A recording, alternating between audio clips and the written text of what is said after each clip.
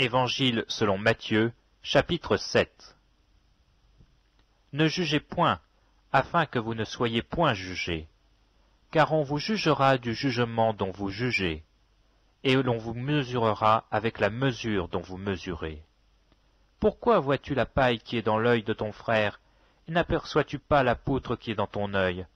Ou comment peux-tu dire à ton frère, laisse-moi ôter une paille de ton œil, toi qui as une poutre dans le tien? Hypocrite, ôte premièrement la poutre de ton œil, et alors tu verras comment ôter la paille de l'œil de ton frère.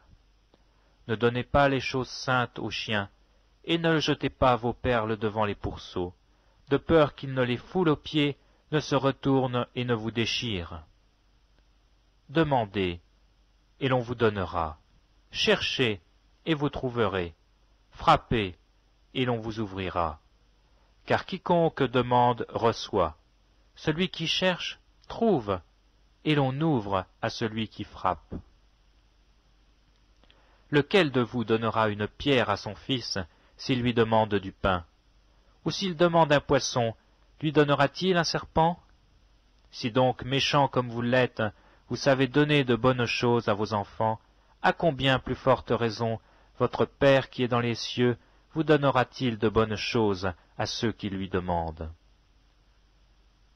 Tout ce que vous voulez que les hommes fassent pour vous, faites-le de même pour eux, car c'est la loi et les prophètes.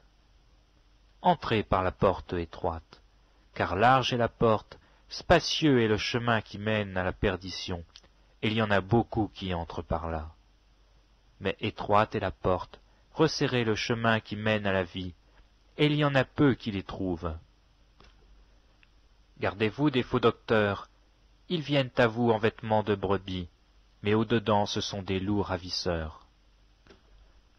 Vous les reconnaîtrez à leurs fruits. Cueille-t-on des raisins sur des épines, ou des figues sur des chardons? Tout bon arbre porte de bons fruits, mais le mauvais arbre porte de mauvais fruits. Un bon arbre ne peut porter de mauvais fruits, ni un mauvais arbre porter de bons fruits. Tout arbre qui ne porte pas de bons fruits est coupé et jeté au feu. C'est donc à leurs fruits que vous les reconnaîtrez.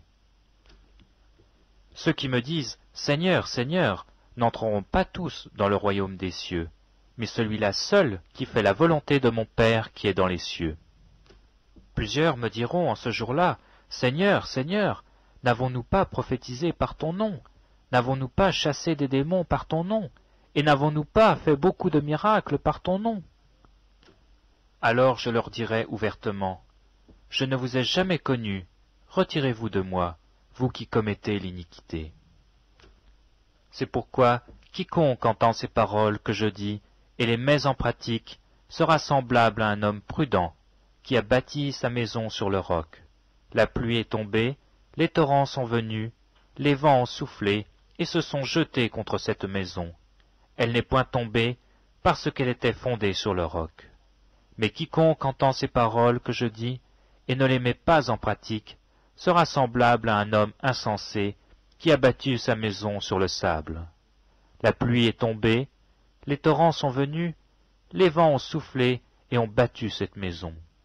Elle est tombée et sa ruine a été grande.